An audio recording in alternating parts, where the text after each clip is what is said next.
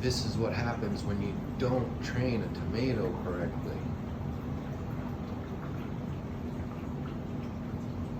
Oh my word. This is 2 tomato plants.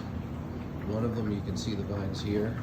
This is a cherry tomato, which has been almost just devoured and engulfed by this big beefsteak Lebowski tomato, which has already given us a lot of tomatoes, and the plants are both loaded up with fruit.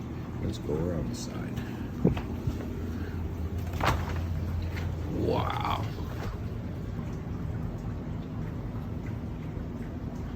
Now, I really made a mistake with these plants because I tried to kind of train them from the top and create a canopy, and they have just really gone everywhere, and we're getting lots and lots and lots of tomatoes, but the plants are really kind of out of control, and their health may suffer because of that.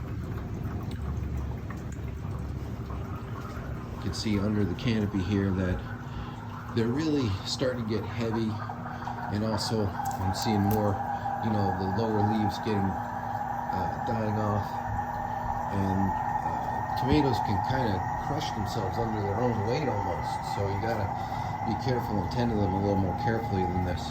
The proper way to do it would be as the vines stop producing, you bring the vines down and kind of wind it down and let them continue to grow, but without it just growing out of control like this.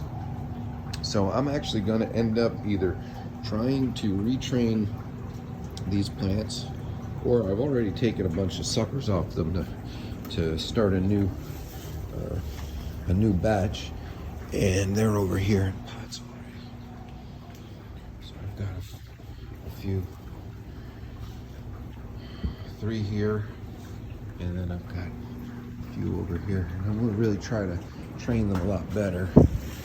And you'll see I'm keeping them real lean. These are going to have 2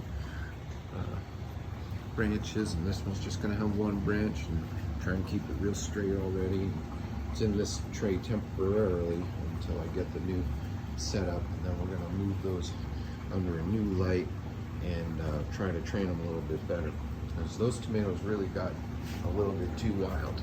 Try to see from the top here.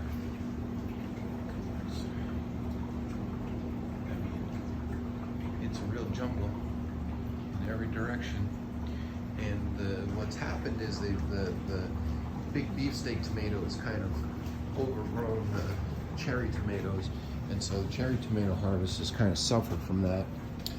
And they've also covered over our cucumbers, so my cucumbers are really starting to bear the brunt. They're really not getting enough light. The cucumber kind of ran this way, you know, and kind of was like, oh, let me find a new place to grow, and went over this way, and the tomatoes followed them. So they ran this way, and they're not doing as well. They're not getting enough light, so cucumbers are starting to suffer under this. So what's going to happen is I'm actually going to relocate the tomatoes away from here, and I've got the shelves here with the root vegetables and berries. So we're going to expand this. It's going to be root vegetables and berries, and then right here where I've got these boxes is going to be tomatoes. So I'm going to replace this area and have a whole new setup. We're going to have 2 more of those Gavita Pro. I've got 1, 2, there it is, and I'm going to do 2 more, 1 and 2, and or rather 1, 2 here, a little further out, and that will effectively give us coverage almost the whole garage. And that area over here is going to be the tomato area, and then that light will spill onto the shelves a little bit too, so I'll be able to grow berries on the back of these shelves as well as the front, and the front definitely gets the light from the Gavita. These strawberries get the light from right there, boom, and that's only about 5 feet, so they're actually getting a good amount of sunlight off of those big 1,000-watt lamps. So the ones I've got coming have the wider reflector. These have the narrow reflector, so I'm going to focus the narrow reflectors on the tomatoes and put the wide reflectors on the peppers and where I want it to spread over a little wider area, because the wide reflectors will also cover the NFT table.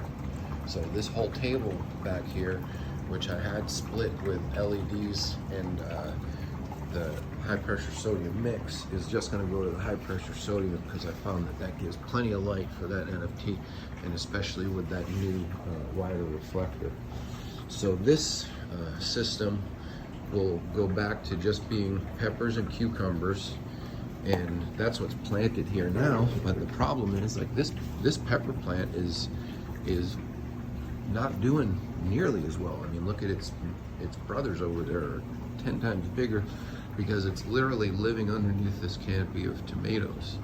So the tomato canopy is going to relocate. It'll come over here, and I'm going to train them a lot better so that the vine will be more under control.